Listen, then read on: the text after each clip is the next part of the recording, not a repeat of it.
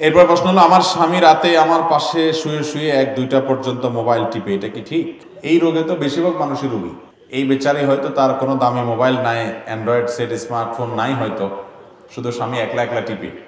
আর যাদের ঘরে বউ জামাই দুইজনের আছে, তারা দুইজনে দুইটা টিপে, আর বাচ্চা একবার বাপেরটা দেখে একবার মায়েরটা দেখে।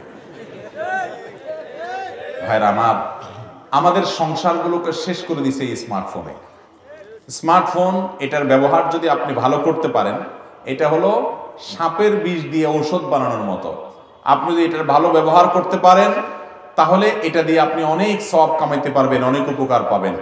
আর যদি আপনি এটাকে সঠিকভাবে ব্যবহার করতে না পারেন, বরং আপনি যদি নিজেই ডাইরেক্ট হয়ে যান এটার পিছনে গিয়া, অহেতুক ঘন্টায় ঘন্টা টিপেন, কেন টিপেন নিজেও জানেন না, ফেসবুক ইউটিউবে ভূতের মতো পড়ে থাকেন, সারাদিন ঘাঁটতে থাকেন, সময় নষ্ট করেন, তাহলে ওই বিষধর সাপের বিষ দিয়ে ঔষধ বানানোর যাত্রার কাম না। ওইটা যদি আপনি করতে না পারেন, উল্টা সাপের দংশ নিজেও মরতে পারে। এই মোবাইল ফোনের অপব্যবহার আজকে আমাদেরকে সেই পর্যায়ে নিয়ে গেছে। ভাইরা আমার, আমি এই জন্য প্রায় বলি,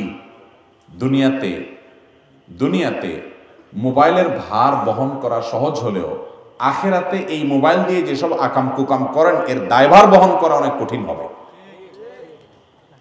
আপনি রাতে বিছানায় গিয়েছেন, বাসায় গিয়েছেন, আপনার স্ত্রীর হক, তাকে সময় দিবেন, আপনি সেটা না দিয়ে মোবাইল টিপাটিপি করছেন এবং আননেসেসারি টিপাটিপি করছেন, অপ্রয়োজনীয় ঘন্টাকে ঘন্টা বহু সংসারকে শেষ করে দিচ্ছে।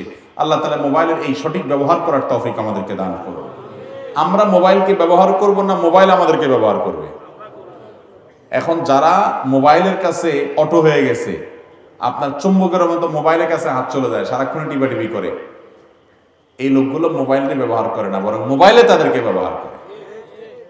আল্লাহ তাআলা আমাদেরকে এই নেশা থেকে বেঁচে থাকার তৌফিক দান করুন। এটাকে নিয়ন্ত্রণ করতে হবে, সৎ সাহস লাগবে। কোনো স্বামী যদি এরকম করে, তাহলে সেক্ষেত্রে তিনি স্ত্রীর অধিকার নষ্ট করছেন। আবার কোনো স্ত্রী যদি এরকম করেন, তাহলে তিনি স্বামীর অধিকার নষ্ট করছেন। আর স্বামী স্ত্রী দুইজন মিলে দুইটা যদি টিপাটিপি করেন, তাহলে সন্তানের অধিকার নষ্ট করছেন এবং নিজেদের অধিকার পরস্পর নষ্ট করছেন। আল্লাহ তাআলা আমাদেরকে এই সমস্ত নেশা থেকে বেঁচে থাকার তৌফিক দান করুন।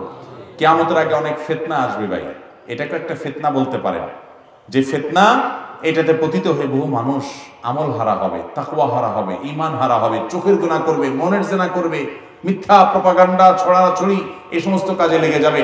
আল্লাহ তাআলা এই অন্যায় অনাচার থেকে, গুনাহ থেকে আমাদেরকে বেঁচে থাকার তৌফিক দান করুন।